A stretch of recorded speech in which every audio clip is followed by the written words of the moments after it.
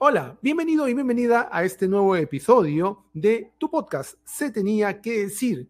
Muchísimas gracias por escucharnos en todas las plataformas de podcast y también a través de nuestras señales de video en YouTube y en Facebook. Puedes seguir apoyándonos como siempre lo estás haciendo y te invitamos también a ser parte de esta comunidad de personas que quieran informarse de manera diferente, diciéndole no a la concentración de estos medios que tienen agendas propias, sino tratando de dar espacios a podcasts como este que se marcan dentro del periodismo independiente. Y estoy aquí junto a Paco Pérez García para dar inicio a este nuevo episodio. Hola, Paco. ¿Qué tal? ¿Qué tal, Willy? ¿Cómo estás? Bienvenidos a este nuevo episodio de Se Tenía que Decir en esta tercera temporada. Le damos la más cordial bienvenida y como mencionó Willy, gracias a quienes nos apoyan como siempre a través de sus aportes aquí en estas cuentas que aparecen, estos códigos QR que aparecen a quienes nos están viendo en video, tanto en Plin como en Yape, el 993-898-570, 993-898-570, y también puedes hacerte Patreon a partir de $1 ingresando a nuestra página patreon.com/espacio libre 1 para poder seguir apoyando esta iniciativa de periodismo independiente. Iniciativa que esta semana va a hablar sobre varios temas. Más adelante vamos a estar con Andrés Paredes, internacionalista, con quien vamos a hablar, a tratar de entender un poco este tremendo asunto, impactante, terrible, lamentable, del conflicto Israel-Palestina que ha desembocado en esta última acción armada del grupo extremista terrorista Hamas, que ha ingresado, ha invadido Israel, llevándose por delante pues a varios civiles, no solamente objetivos militares, sino civiles, matando gente en varios lados. Lo más llamativo ha sido lo de este festival de música, en donde varios jóvenes también fueron asesinados. Y entre las víctimas, pues, lamentablemente también existen compatriotas peruanos que están en calidad de desaparecidos, algunos, está por lo menos confirmado hasta esta hora, un fallecido, y situación pues que lamentamos tremendamente por nuestros compatriotas y también por las miles de personas que han fallecido, tanto en el ataque producido por Hamas como también la respuesta, obviamente, abusiva por parte del Estado de Israel, del gobierno de Israel, que no ha tenido mejor idea que seguir lanzando misiles hacia la Franja de Gaza, llevándose también de encuentro, sobre texto de bajarse edificios de la organización extremista, llevándose de encuentro también vidas civiles e inocentes. Lo que debemos tratar de no perder desde el punto de vista del espectador, que somos nosotros, simples espectadores de estos terribles hechos, es no perder la humanidad, ni la valoración de la humanidad.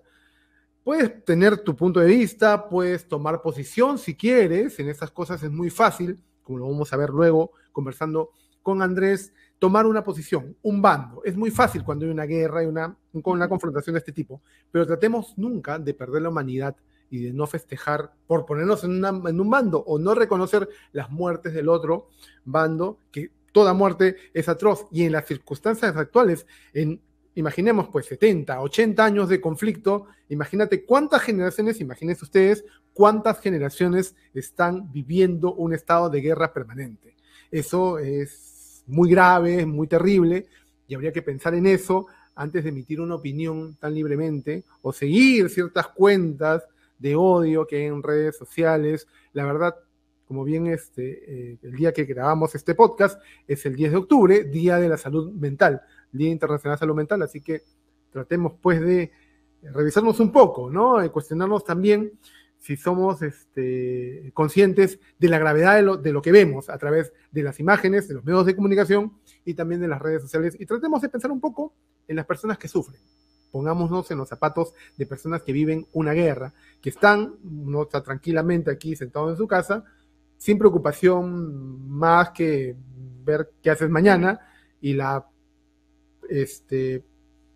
personas que viven en la Franja de Gaza, por ejemplo, en Israel, están esperando si pueden sobrevivir al día siguiente, ¿no? Pensemos en eso antes de hacer comentarios sin pensar. Fuera de lugar. Comentarios fuera de lugar, haciendo comparativas que no vienen al caso. Nuestra realidad, el conflicto armado interno, la violencia terrorista que se vio de los 80 al 2000, el terrorismo de Estado que también se vio, es una realidad. lo que está ocurriendo en Israel y Palestina, entre Israel y Palestina, es una realidad totalmente distinta en la cual no debemos nosotros, no diría que no meter la cuchara, sino opinar con fundamento y opinar con cierta capacidad de entendimiento. Y eso es lo que vamos a tratar de hacer ahora con nuestro invitado para que nos ayude a todos, a ustedes que escuchan, a nosotros que estamos aquí, a entender un poco más este conflicto. Pero Así que antes de eso, sigan con nosotros, no, no le pongan pausa ni vayan a otro podcast, sigan con nosotros. Sí, Paco, sorry. claro, pero además de eso, vamos a continuar con nuestro programa, con nuestro podcast, pero tenemos también algunas cositas que tenemos que aterrizar nuevamente aquí al escenario nacional, porque en donde están haciendo lo que se les da la gana es en el Congreso de la República. Y básicamente con lo que sucede con la señora Rosely Amurús, congresista, tercera vicepresidenta del Congreso, especialista en generar agencias de empleo en el Parlamento, por lo que se ha conocido este último fin de semana, pero que además está de gratis en el cargo ahorita, porque su bancada, la señora Norma Yarru, por ejemplo, dijo, apenas le encontremos una mentira, veremos qué vamos a hacer con la congresista. Bueno, ya van como 50 mentiras, ¿no? O sea, la canción Cuatro Mentiras se quedó cortita. La señora Rosely Amurús ya pues se pasó de lanza, ¿no? O sea, son muchas cosas que contradicen sus versiones, que la colocan en el lugar del lamentable asesinato producido en la puerta de la casa donde se produjo la fiesta, que la colocan en la organización del evento, que la colocan al lado del señor Paul García, que la colocan al lado de personajes nada santos, colocando gente en el Congreso de la República. Es decir, la cosa con la señora Rosely Amurús parece no tener mayores vistos, salvo que la Comisión de Ética que se ponga las pilas, porque han dicho que van a tomar medidas de oficio, pero vamos, si han podido proteger a otros congresistas, ¿por qué no la protegerían a ella, no? Y si bien es cierto además que ya la congresista Chirinos publicó un tweet hace unas horas, me parece que anoche, diciendo que convendría que renuncie a la tercera vicepresidencia, alguien de su bancada está Lo diciendo. dijo en una entrevista con el amigo Baella, Alfonso Baella. Ya, maña, ¿ves eso? Amigo. Y bueno, lo dijo y lo ha hecho público además a través de su cuenta de Twitter. Y tú sabes que la congresista Chirinos es la que manda la moto en realidad en el Congreso, pero hoy no ha pasado nada más. Claro, la congresista Rosely Amurús está ya guardada bajo 7 llaves, no ha salido nuevamente a decir nada, a aclarar nada, pero siguen saliendo las aclaraciones a sus mentiras. Y lo que hay que tener en claro aquí es una cosa. Según lo que se ha reconstruido en los dominicales de hace un par de días, al parecer la congresista Amurús salió abandonó el lugar previo, minutos antes de la gresca que terminó en el asesinato de este comunicador audiovisual, y no fue partícipe de ello. Y bueno, no tiene al parecer aquí, ningún cargo contra ese hecho en particular. Pero lo que nos llama la atención, y nos llama la atención a muchos, es por qué tiene que mentir. Dice que no fue invitada a la fiesta. Se ha comprobado. El mismo ex amigo del congresista, Paul García, hizo público los chats que tuvo con ella, coordinando el catering, los tragos, la barra. No, pero ella dice que es un regalo de los amigos, que ella ayudó ahí a dar algunos sugerencias. No se pasa, pero es una organización no, pues, total. Aquí hay Rosely Amurús ha viajado junto a Paul García varias veces, ¿no? Juntos, mira, ¿cuál es el problema, no? ¿No te tienes vergüenza de con quién sales? No, ahí hay un tema luego de contratación de familiares de Paul García, de allegado de Paul García en los despachos de Rosely Amurús. Yo quiero contar esta anécdota que la publicó, me parece, IDL Reporteros, no recuerdo bien cuál de las webs de investigación de periodismo independiente.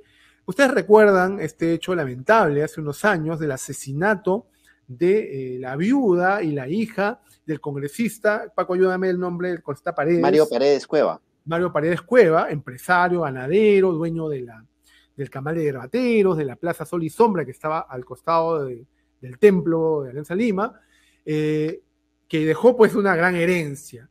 La última esposa que tuvo, que estuvo con el señor Paredes, tuvo 2 hijos. Giovanni Paredes, que sí lo deben recordar, que fue heredero de de este emporio ganadero, su mamá y su hermana, que fueron asesinadas junto con su chofer saliendo de una reunión.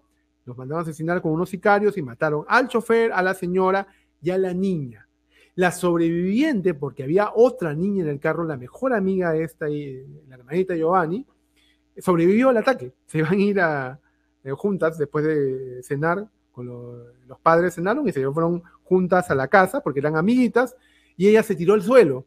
Sobrevivió esta niña también de 8 o 10 años de esa época. Esa sobreviviente fue Rosalia Muruz.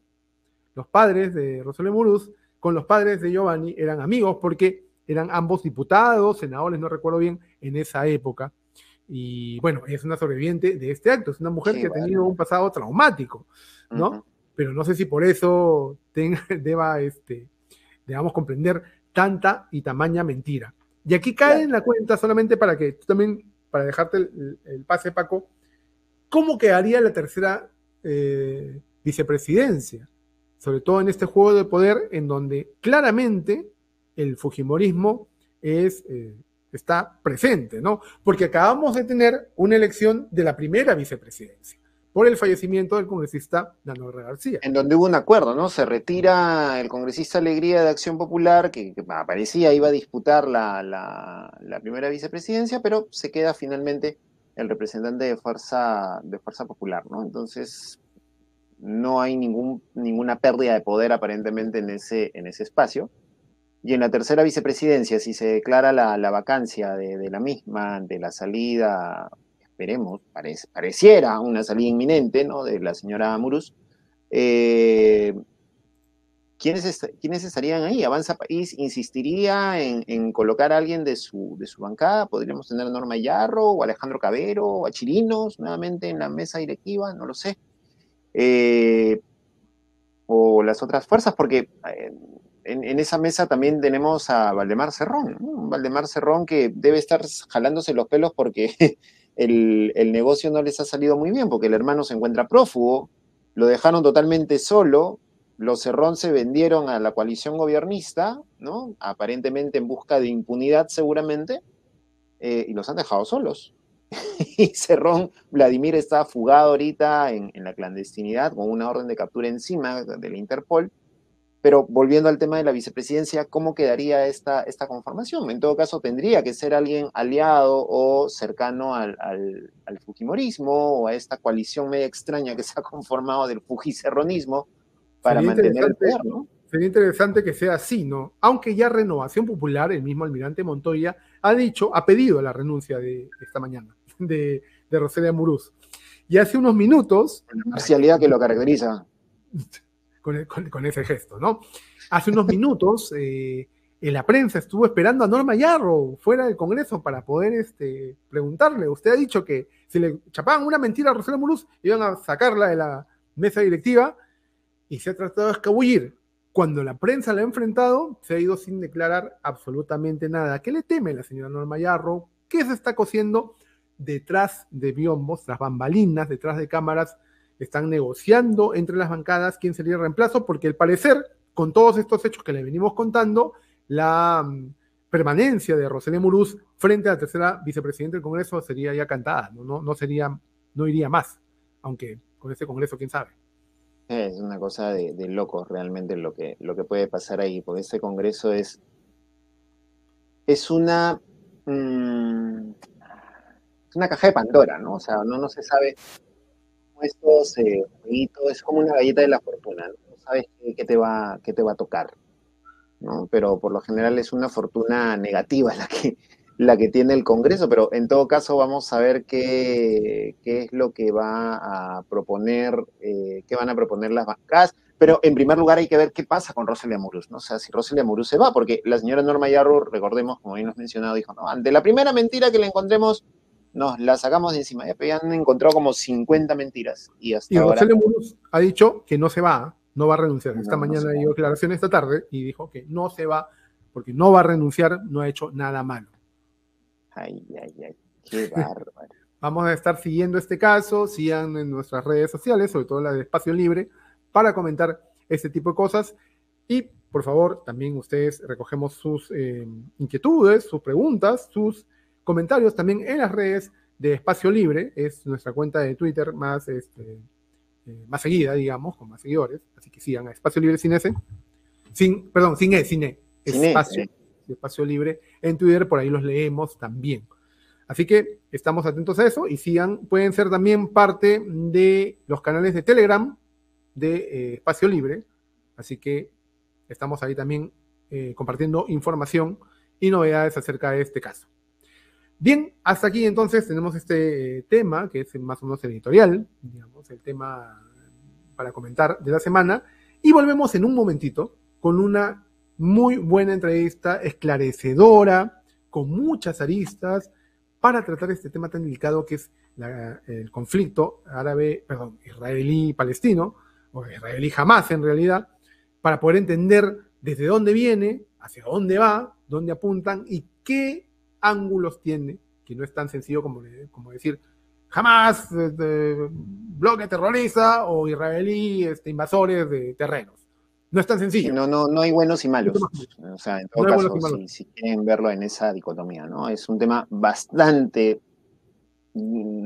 complicado de digerir, de procesar, y hay varias cositas históricas, religiosas, geográficas, geopolíticas que hay que tratar de entender antes de lanzarte a opinar como si fueras pues un erudito en la materia y decir, no, lo repudiamos igual como repudiamos al terrorismo de Sendero. No seas anormal, pues. No va por ahí el tema. No es tan básico, es más complejo. No es tan básico. Volvemos con la conversa en esta oportunidad, en este episodio de Se Tenía que Decir. ¿Estás buscando una manera efectiva de comunicarte con tu audiencia y aumentar la visibilidad de tu empresa? Media Podcast es una productora de podcast para empresas y organizaciones con más de 5 años de experiencia en la producción de podcasts periodísticos, noticiosos y de negocios. Nuestro equipo ha desarrollado podcasts en organizaciones del Estado, empresas e instituciones. Además, contamos con especializaciones en producción de podcasts en Argentina y Alemania. Trabajamos para ofrecerte producciones de alta calidad. En Media Podcast nos apasiona contar historias que conecten con todas las audiencias. Creamos podcasts que informan, entretienen y aportan. Nuestros podcasts están disponibles en diferentes plataformas de streaming, lo que significa que tu audiencia podrá acceder a ellos desde cualquier lugar y en cualquier momento. ¿Quieres llevar la comunicación de tu empresa al siguiente nivel? Búscanos en redes sociales como Media Podcast PE o escríbenos al 992-753335. Contáctanos hoy mismo para saber cómo podemos ayudarte. Media Podcast. Tu marca, tu mensaje, tu podcast.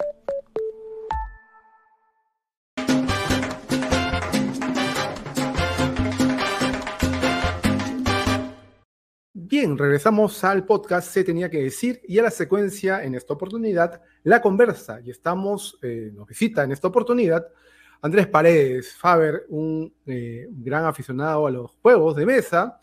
Él tiene algunos, la Guerra del Pacífico, por ejemplo, yo se las recomiendo, pero esa visión de estratégica y de comunicador también se la da en otra de sus pasiones, que es el análisis político internacional. Y por eso lo hemos invitado, para poder entender un poco el conflicto que hay actualmente entre Hamás y Israel, el Estado de Israel, y toda esta escalada de violencia con imágenes horripilantes y noticias realmente deprimentes que vienen desde ese lado del mundo.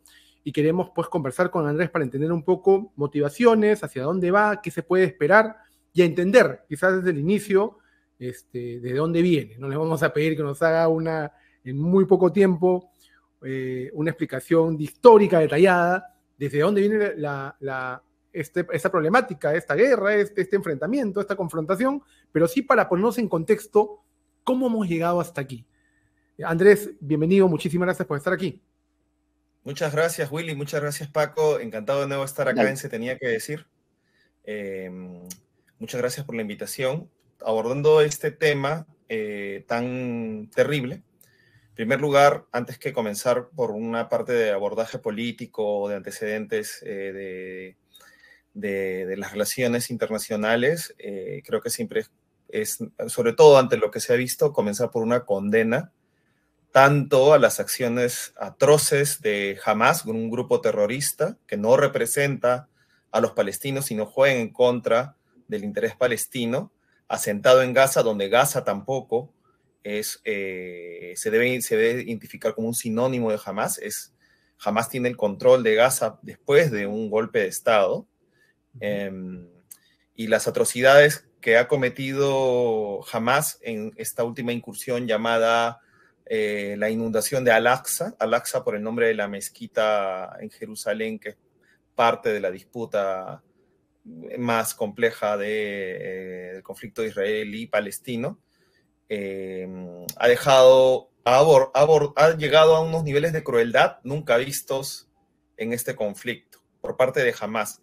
Ojo, no representa a los palestinos. Ojo, el gobierno de la Autoridad Nacional de Palestina en Cisjordania no ha tenido que ver con esto, y tampoco el pueblo de Gaza, que en estos momentos, y también, dicho sea de paso, hay que mencionar la otra condena al castigo colectivo que ejerce Israel sobre un territorio que ellos mismos han contribuido desde sus gobiernos, no desde los israelíes que buscan la paz y que han sufrido un golpe tras este ataque de Hamás, dejándolos descolocados, sino desde los múltiples gobiernos, en especial los de Benjamín Netanyahu, que han forzado a este gueto, a este lugar geográfico encerrado de 2 millones de personas en una franja muy estrecha, que tiene como carceleros tanto a Israel, pero hay que mencionarlo también a Egipto en el sur. Nunca hay que dejar de mencionar toda la realidad compleja, porque este es un problema muy complejo. Israel en estos momentos se encuentra bombardeando un lugar que tiene asediado y que contribuyó a crear, y una crueldad sin excusas de Hamás, porque no voy a sacar aquí temas que contemporicen el grado extremo y multidimensional de atrocidades que ha cometido Hamás en su incursión, pero esto no excusa para nada un castigo colectivo sobre los civiles que ejerce en estos momentos Israel, usando y abusando de un poder total que ejerce en la región. Entonces, con estas cosas mencionadas, que a veces no son suficientes quizá para abarcar todo el espectro de lo que está pasando, cabe hacer un recordaris que este conflicto Israel-Palestino ya está cumpliendo más de 7 décadas, especialmente, o 8 décadas ya, y si nos remontamos a los comienzos previos a la iniciativa de la creación del Estado israelí en la zona palestina, puede estar cumpliendo ya un siglo de enfrentamientos en la región, en esa zona en específico. En pocas palabras, porque cualquier resumen del conflicto israelí-palestino siempre va a palidecer por carecer de todos los actos, tanto de cambios que han habido en la región como de actos de crueldad y de agresión que se han originado de cada una de las partes. La realidad concreta, objetiva, es que tenemos, y no opinable, sino una realidad legal, científica, es que tenemos un territorio ocupado ilegalmente de Palestina por el Estado israelí, un Estado que tiene derecho a existir también desde 1947, junto al derecho a existir del Estado palestina, y ese derecho ha sido cortado de manera sistemática por Israel. Parece que apelando a un plan de largo plazo de que puedan, con su poder enorme militar y el apoyo de Estados Unidos y Occidente, poder mermar, aplastar y finalmente desintegrar el proyecto del Estado palestino. Los últimos años, y cabe también mencionar esto, el tema de Israel-Palestina se fue disolviendo poco a poco de la visibilidad pública, y solamente se habla de eso cuando suceden atrocidades, cuando suceden estos episodios luctuosos y crueles como los que acaban de pasar. Y con esto en mente, tenemos que tener en cuenta que Palestina tiene un territorios ocupados ilegalmente por una potencia ocupante, sí, podemos llamarla colonial, a pesar que el uso y abuso de la palabra de colonización me parece que se ha vuelto un martillo para que todo lo ve clavos últimamente, pero acá entra esta definición concreta. Y a la vez no hay que obviar, parándonos en ese hecho de ilegalidad, los múltiples actos terroristas que se han cometido en nombre de la causa palestina y que finalmente han hecho más daño a la causa palestina que beneficio. En especial este último de Hamás, que muchos intentan explicar qué pasó, por qué Hamás ha hecho esto, ¿no? En primer lugar, hay que entender que Hamás no es una organización política entendible como nosotros entendemos la política en Occidente o en Sudamérica. Es una organización nacionalista religiosa, fundamentalista. A diferencia de la Autoridad Nacional Palestina, ubicada en Cisjordania, para recordar un poco y mapear esto, quienes no lo tienen claro, en la zona, en la región, en esta región en disputa, hay dos sectores palestinos desconectados, Gaza, que es donde en este momento está ejerciendo un bombardeo Israel, que está dominado. Es más cercano a la frontera, ¿no es cierto? Exacto, está entre Egipto y Israel, y es la zona de Palestina que tiene acceso al mar Mediterráneo. Y por otro lado, en medio, incrustado entre Israel y Jordania, está la zona de Cisjordania, que tiene muchos asentamientos ilegales israelíes que se han construido posteriormente, aprovechando la superioridad militar israelí y el dominio en la región. Esto, obviamente, quiero repetirlo, no es excusa alguna, no es ningún disolvente, no es ningún ningún pero a la atrocidad absolutamente condenable y sin contemplar ningún otro hecho previo de lo que ha hecho Hamás. No voy a enumerar las cosas gráficas aquí, pero quienes puedan tener un poco de interés en esos detalles están a la flor de la vista en internet. Y no aconsejo hoy día, en el Día de la Salud Mental, no ingresar a las imágenes que van emergiendo poco a poco del tema. En esta ocasión, Hamás, reitero, que está gobernando Gaza, a diferencia de la Autoridad Nacional Palestina, que es una autoridad laica del partido Al-Fatah, ¿no? El partido de Yasser Arafat, con el que se firmaron acuerdos donde se reconoció al Estado de Israel. Hamás no busca solamente el establecimiento de un Estado palestino, busca borrar a Israel. O sea, el objetivo de Hamás es un objetivo absoluto y de eliminación. Esto es una mirada más radical en todo caso, ¿no? Sí, radical porque Totalmente. uno es un movimiento islamista sunita, ojo, de la rama de los sunitas. Recordemos que si no lo manejan la religión musulmana, que tiene un montón de ramas, las dos ramas más grandes son la sunita y la chiita. La suní o la sunita es la rama de la religión islámica de donde se agarra el fundamentalismo, donde se enraiza el fundamentalismo en Hamás. Y esta visión del mundo es una visión absolutamente distinta a cualquier propósito político. Cuando se intentan ver propósitos políticos acá, de la instrumentalización de la crueldad que ha ejercido sobre civiles israelíes y de otras nacionalidades, inclusive peruanos que han muerto, como ya se ha informado, van 5 desaparecidos y 2 confirmados muertos, lamentablemente. Colombianos, mexicanos, norteamericanos, nepalíes a los que han acabado físicamente con martillos, filipinos, etc. Este movimiento no es un movimiento que, si bien puede funcionar racionalmente o estratégicamente a los intereses de financiadores de este movimiento como Irán, ojo, Irán es un país enemigo de Israel, pero además de confesión chií. Los chiíes y los suníes, o los chiitas y los sunitas están enfrentados, pero su enemistad con Israel puede más que esta diferencia religiosa. Y hace poco, para poner en contexto un poco por lo que muchos teorizan de que se puede haber dado el ataque, es porque ha habido un acercamiento en los últimos años de los estados árabes de la región en el marco de los acuerdos de Abraham que se firmaron al final del mandato de Trump, donde bajo la vigilancia de Estados Unidos se acercaron en un marco de acuerdo a los países árabes como Emiratos Árabes o Bahrein a establecer relaciones con Israel, y sobre ese marco, que antes los países árabes ponían cualquier relación o establecimiento de relaciones con Israel, se ponía previamente la cuestión palestina, se ignoró la cuestión palestina. Y como se ignoró la cuestión palestina, porque ya se consideraba un hecho como ya consumado, la disolución y la en la ruina final del proyecto Estado palestino, se comenzaron a sumar estados árabes, no tanto por su población, sino por los gobiernos, especialmente gobiernos autocráticos como el de Arabia Saudí. El golpe más fuerte, tanto al equilibrio de poder que intenta evitar de que el equilibrio de poder lo desborde a Irán, porque Irán es el enemigo jurado en la región de Arabia Saudí. Las dos potencias regionales son Irán, que es chií, y Arabia Saudí, que es suní wahabita, que es una versión muy extrema del sunismo, con sus peculiaridades que no explicaré acá. Entonces, este acuerdo no le convenía a Irán.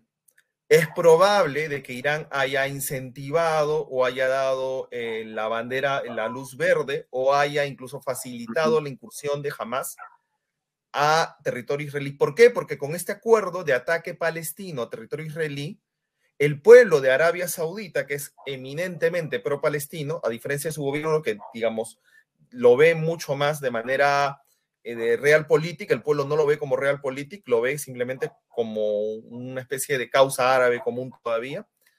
Se va a ver obligado, ya se ha visto obligado a detener el acercamiento de Israel y condenar la reacción lógica que iba a haber de Israel, pero también de castigo colectivo condenable, pero esperable dentro de estos cálculos, porque con esos castigos sobre la población palestina es imposible un acercamiento de los saudíes a Israel.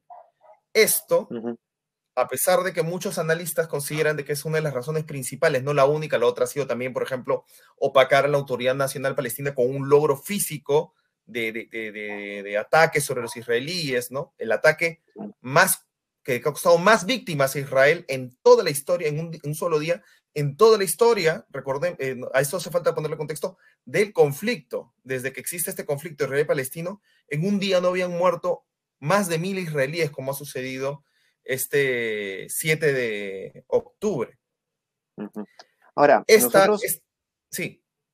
Sí, nosotros queríamos un poco tener tu opinión, tus comentarios respecto a esta situación, porque nos interesaba un poco, no sé si dar cátedra, pero sí hacer una cuestión bastante pedagógica de conocer un poco más a fondo esto, porque hemos visto y hemos escuchado comentarios, hemos leído en redes sociales comentarios muy ligeros, ¿no es cierto?, en donde hay una comparación odiosa entre lo que ha ocurrido este 7 de octubre, esta intervención criminal que ha tenido Hamas, comparándola con el terrorismo tal como lo conocemos nosotros en nuestra historia, en nuestras realidades, ¿no? El terrorismo de Sendero Luminoso, el conflicto ocurrido en Colombia, etc.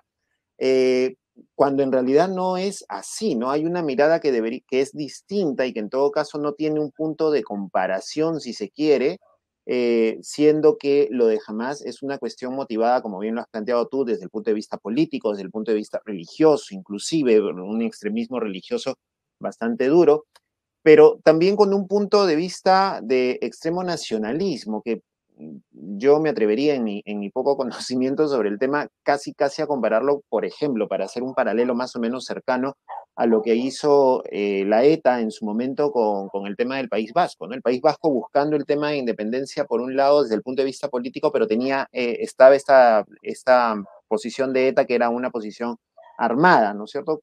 ¿Va por ahí la lógica? ¿Es esa línea en la que deberíamos analizar o tratar de entender esta problemática? Sí, las comparaciones siempre son inexactas, ¿no? Lo único donde podríamos hacer, porque son movimientos de naturaleza distinta, por ejemplo, lo que se dio acá en Perú con Sendero Luminoso que lo que se ve en Hamas en Gaza, pero podría encontrar, si yo lo he ido pensando mucho y si hay una coincidencia allí perturbadora, que es parte del modus operandi de cuando un grupo se deshace absolutamente todos los escrúpulos en su lucha y en su causa que ellos consideran la causa justa. En el caso de Sendero Luminoso, consideraba necesario exponer la entraña genocida del Estado opresor, haciendo atrocidades y escondiéndose entre la población civil para que el Estado venga hacia la población civil y ataque a la población civil, como sucedió muchas veces en el conflicto armado interno, y en la época del terrorismo también, llamado coloquialmente, son las dos denominaciones que son válidas, y que provocó una reacción, quería provocar con eso una reacción de apoyo hacia Sendero Luminoso con el ataque civil. Hamas está en estos momentos claramente sí usando esa táctica, pero a otro nivel, a otra escala, y con otras razones y con otra naturaleza del conflicto, obviamente. Pero lo que ha hecho ha sido incursionar en Israel, hacer todo lo posible para causar el dolor más extremo en todas las capas de la sociedad, ¿no? Esto ha dejado fuera de juego a los pacifistas israelíes, ha favorecido a Benjamín Netanyahu, un gobernante que experimentó las mayores protestas que han existido en Israel en este año, existieron contra Benjamín Netanyahu porque están pasando por un proceso que no voy a desplayarme aquí, pero de volverse un país con menos calidad democrática al horadar potestades del Poder Judicial y al concentrar el poder en el Knesset, en el Parlamento dominado por el primer ministro y sus aliados de ultraderecha.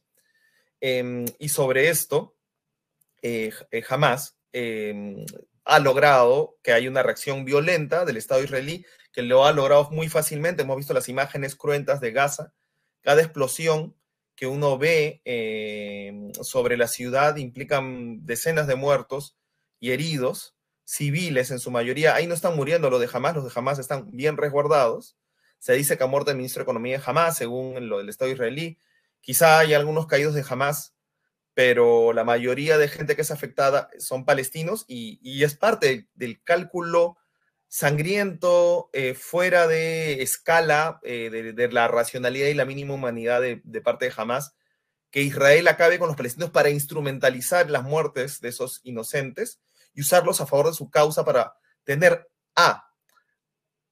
apoyo en la causa de la lucha Hamas como representante principal de la lucha palestina, haciendo ver a la Autoridad Nacional Palestina como un ente ya pasado, obsoleto, ¿no? La Autoridad Nacional Palestina, recordemos que es laica, no tiene una naturaleza fundamentalista, por más de que todos sus líderes sean religiosos y apelen a Alá, no va a saber el contenido nuclear y fundamental que existe en Hamas para construir la realidad que quiere construir. Yo creo que de manera,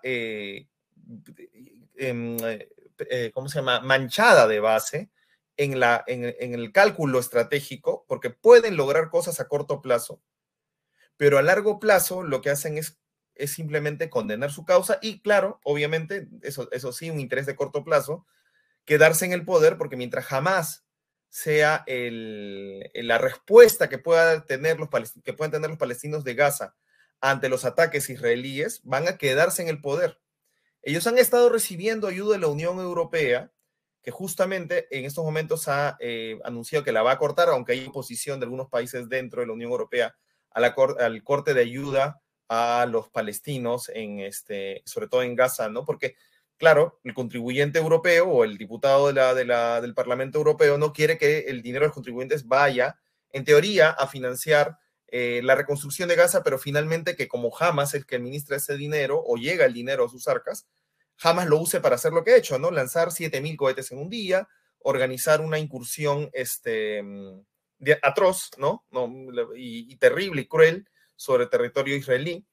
La razón de esto es ese contexto de empoderamiento de Hamas, pero que finalmente va a jugar en contra a costa de la muerte de muchos palestinos, porque parece que Israel va a tomar también una acción de ocupación terrestre, que es también lo que busca Hamas. Hamas busca de que la infantería israelí se enfrente con ellos cuerpo a cuerpo para causarles daño y causarles bajas, porque Israel tiene el dominio total del aire, tiene un predominio de artillería, tiene las municiones, tiene la tecnología, tiene la vigilancia, tiene el presupuesto, tiene todo, pero tiene una vulnerabilidad que Hamas la sabe muy bien, que es muy adverso a las pérdidas humanas de su lado, no del lado palestino, sino del lado israelí, si tienen una aversión al costo humano de sus operativos o de la inseguridad que puede existir en la zona.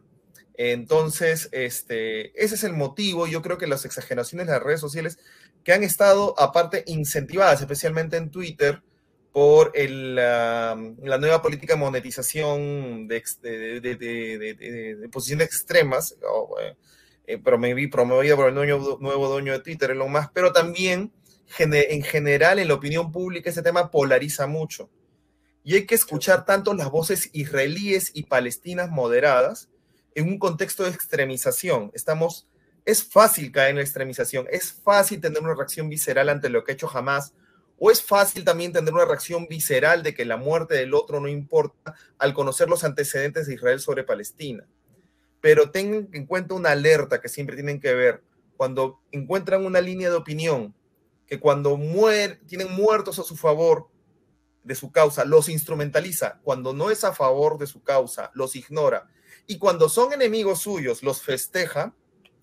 Tienes ahí una triple bandera roja con respecto a si les está importando la muerte o solamente les está importando una causa que en estos momentos de extremización de la opinión en las redes sociales se vuelve una cosa de hooligans, una cosa de barra brava, una cosa de posición atrincherada de tribu, donde se deshumaniza al otro y se horada el sentido mismo de la humanidad y del decoro mínimo que puede existir hasta en un conflicto armado. Porque sí podemos decir que de repente la lucha palestina no se va a resolver, visto lo visto, después de décadas de ocupación israelí, de repente por acciones de puro pacifismo, va a haber violencia, y sobre todo después de este acontecimiento, lamentablemente la espiral de violencia va a existir, pero va a ser una espiral de violencia nada fructífera y que va a ir a favor de los que tienen más poder, en este caso Israel, pero también les va a hacer daño. Siempre pongo esta metáfora, Israel quiere comerse lo que queda de Palestina dentro de su territorio, pero es como mascar vidrio. Y eso es algo que lo hace irracionalmente también desde el lado israelí. Y Andrés, un poco para ir ya acabando esta conversación que nos ha abierto bastantes aristas, nos las ha explicado, eso queda claro, las advertencias que hiciste al inicio de tu elocución me parecen importantes. Y tomar partido ahora es lo más fácil de repente, pero si no se conocen este tipo de lados del asunto, pues no aprendemos nada, ni podemos aportar nada al debate desde donde nos toque. ¿A dónde crees que pueda llevar toda esta escalada de violencia? ¿Cómo lo puedes avisorar? ¿En qué podría terminar? Jamás se va a hacer del todo Palestina, va a ser la representación oficial del Estado palestino, lo que quieren llamar Estado palestino, Israel, con su política, por cada israelí muerto, un mil palestinos morirán, y van a exterminarlos, llegará a eso. ¿Cómo están los aliados? ¿Cómo está Rusia? ¿Cómo está Estados Unidos? ¿Qué papel la Comunidad Económica Europea, los países europeos hacen aquí? ¿Tienen el papel aquí? ¿Cómo lo ves hacia adelante? En el equilibrio global, los conflictos de Palestina e Israel siempre han sido una constante, nunca tan crueles, pero esta vez recordemos, y para poner las cosas un poco en frío, de que no hay estados involucrados como en otros conflictos en la región que han existido previamente, ¿no? Las guerras de Israel con estados vecinos. En esta ocasión no hay ningún estado de protagonista en el ataque a Israel. Es una organización terrorista fundamentalista como Hamás y probablemente otra organización terrorista fundamentalista como Hezbollah, que está en el norte de Israel, en el sur del Líbano. Estas organizaciones terroristas están aliadas y financiadas por Irán, que en estos momentos Irán es un aliado de Rusia. Rusia, en el caso de su papel aquí, no creo que sea tan gravitante, realmente. Creo que se ha exagerado mucho el papel de Rusia en este tipo de coyunturas porque ya engarzado en su conflicto con Ucrania, tiene un problema muy grande entre manos y lo único que he visto que ha podido hacer ha sido aprovechar un poco de desinformación, decir de que Ucrania financió a Hamás, etcétera, ¿no? Cuando más bien si podemos acercar una tecnología y unos asesores a Hamás, pueden ser más rusos por su cercanía a Irán que ucranianos, ¿no? O peor, occidentales. En el equilibrio global, Estados Unidos ha dado una clara señal de apoyo a Israel para que ningún país, ningún estado se le ocurra aprovechar la coyuntura para sumarse, digamos, a un apanado a Israel, ¿no? Apanado entre comillas, porque no hay capacidad militar en la región suficiente para derrotar a Israel, pero solo por si acaso ha movido un portaaviones, si no me equivoco, el Gerald Ford, si no mal no me acuerdo, dentro del Mediterráneo, para tener este cuerpo ultratecnológico de apoyo aéreo, de ala aérea, alerta en cualquier momento y como una señal de geopolítica de Estados Unidos, decir, pase lo que pase con Israel, puede obrar bien, puede obrar mal, pero es mi aliado y yo lo voy a tener bajo este paraguas. De la forma en que lo resuelva, no lo sé. Y eso es algo también que siempre se le ha cuestionado y se le ha culpado a Estados Unidos con razón, que ha tenido muy poca asertividad en condenar los actos que constantemente Israel ha cometido contra los palestinos. Sin embargo, esta acción de Hamas abre un agujero de oportunidad para el gobierno de Netanyahu, que respira tranquilo porque ha apelado a un gobierno de unidad nacional, para, uno, quedarse más en el poder, para pasar a segundo plano los cuestionamientos que se le hacían también por casos de corrupción a Netanyahu, y unir a todos los israelíes en esta cruzada o en este acto de retaliación sobre los palestinos de Gaza, que yo he escuchado testimonios de gente de izquierda, pacifistas de Israel, que son los que están a favor de los argumentos de la Palestina, que les importa ya en este momento muy poco lo que pase con Gaza, ¿no? Dentro de Israel, la atrocidad de estas acciones de Hamas han logrado esto, ¿no?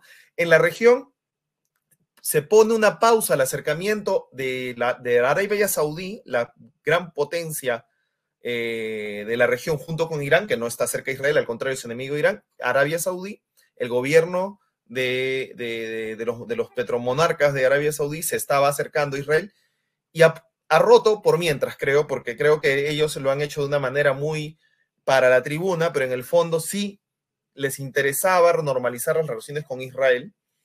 Y por otro, me parece que hay un eterno ignorado aquí, que es Egipto, porque se habla de que Gaza es una prisión al aire libre, pero no hay que decir de que el único carcelero es Israel, sino Egipto, y de que Egipto no ha abierto las fronteras de su paso, de su lado con Gaza para una ayuda humanitaria. Sí, han habido bombardeos sobre camiones que llegaban de Egipto hacia Gaza, pero es lógico también, dentro de la lógica de guerra de Israel y del asedio, evitar que llegue cualquier tipo de ayuda o cualquier cargamento de lo que sea a Gaza.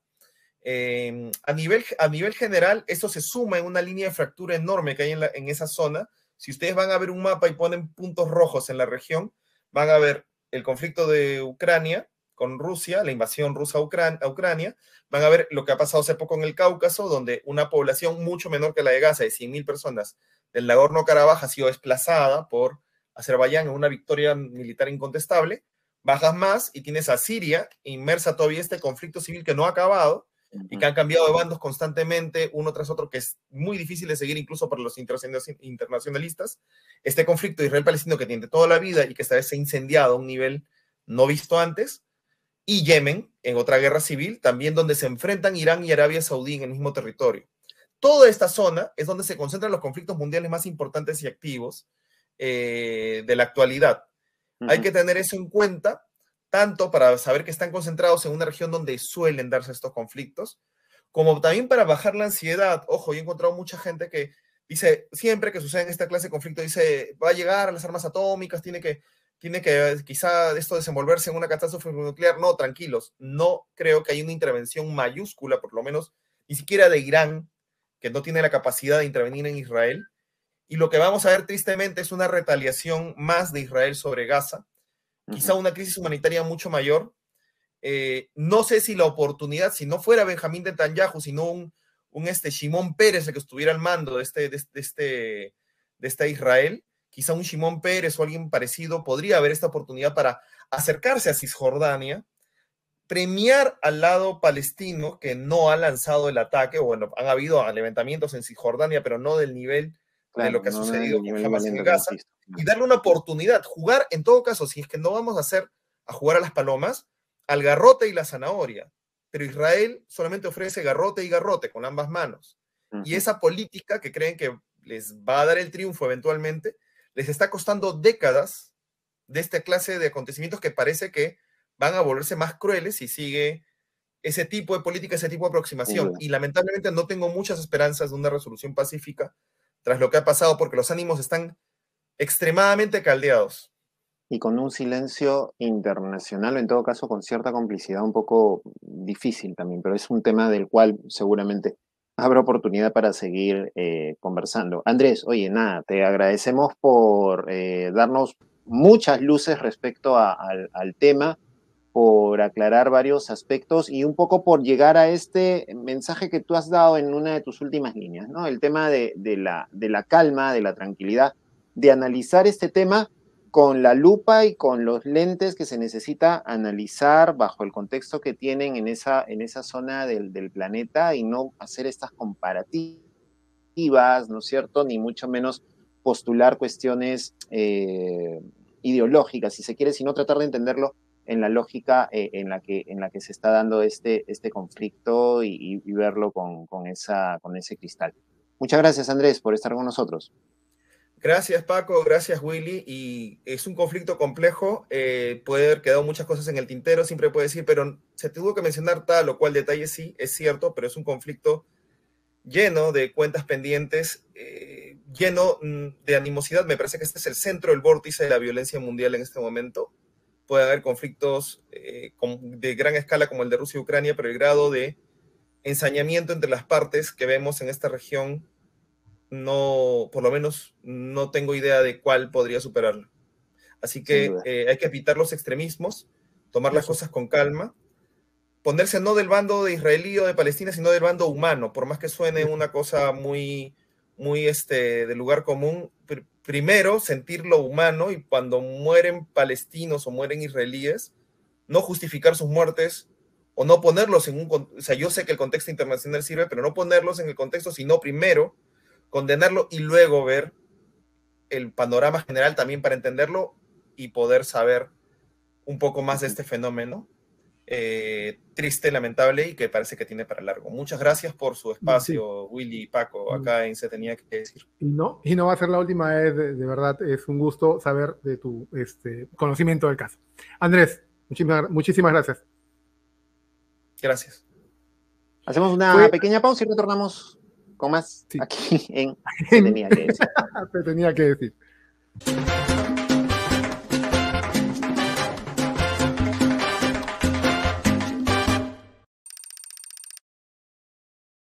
Bien, hasta aquí este episodio de Se Tenía que Decir. Hemos conversado con Andrés Paredes hace un ratito de lo complejo que es este tema Israel-Palestina, así que por favor ténganlo en cuenta para sus análisis y para sus comentarios. Bien, queremos agradecerles que estén escuchando de semana a semana nuestro podcast, y les agradecemos que puedan compartirlo. Compártanlo, por favor, a través de sus redes sociales, a través de WhatsApp, Telegram, para que muchas más personas puedan hacerse ideas un poco más completas de los temas políticos del momento.